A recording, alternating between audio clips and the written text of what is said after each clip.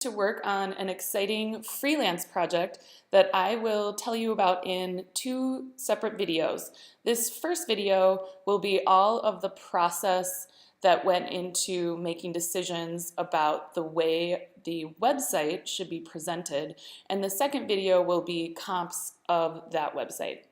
The project was a friend of a friend, Jamie Schooler, has been a psychologist for the last 20 years and wanted to start a new business as a life coach. So he needed a logo, a name for the business, and a web presence. So I jumped at the chance to work on a project of this kind because not only would I get to run the project the way that I saw fit and choose who I got to work with, but I'd also get to see it from end to end to really own the entire process. And so it was very fun to work on. We started the project the way I think any creative project should begin, with a creative brief. So this is an aligning document that defines what is the project and the intended outcome. How do we know if we are successful? And this is a guide for the creative decisions throughout the entire process. So our words were chosen very intentionally here.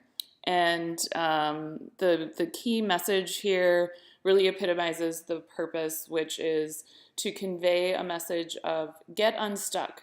Realize your personal potential by recognizing barriers and prioritizing your core values. We use that as a guide in our entire process.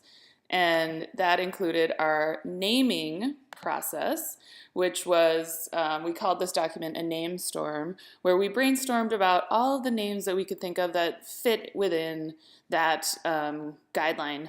And so we listed and brainstormed, and then shared this with the client and iterated, revised our list and narrowed down. Once we found the perfect name, though, we knew it right away, and it just clicked.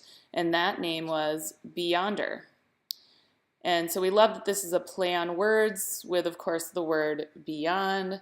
It also communicates inspiration and moving from where you are to somewhere else. Being somewhere else, being yonder, whatever that means for you. So we recently, Zach designed this logo that really suits the brand very well and came out beautifully. And here's another treatment of that logo. Our next step after having a name was working on defining the audience, and we did this in a user flows document. I use this often in the UX process to get into the mindset of the audience, define use cases and user goals. So what is the user here to do, and how do we help enable decision making and clear the way so they can do what they want to be able to do on this website? And then how are they getting to the page? What's their motivation upon arriving, and what is the outcome of the interaction? After understanding a bit more about our audience, we defined what we felt the website content should be. And this was a collaborative process with the client, where we gave him a guidance and an outline of what content we felt should be included, and then he provided his thoughts, and we boiled it down from there to not only make sure we were communicating in his voice and the proper message, but also to make the content easy to absorb and easy to understand quickly for a user who is skimming it or reading more in depth and very interested. We wanted to accommodate all types of users, and so we collaborated here quite a bit.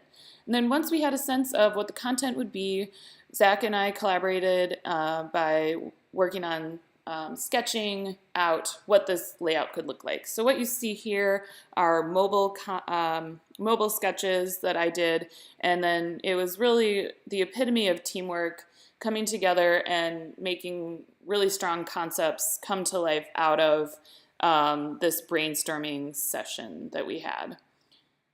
Here's a photo of us having fun concepting at a coffee shop.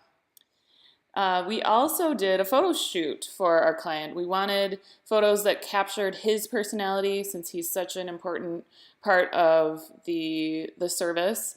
And we also wanted images that were very inspiring and communicated the essence of the brand.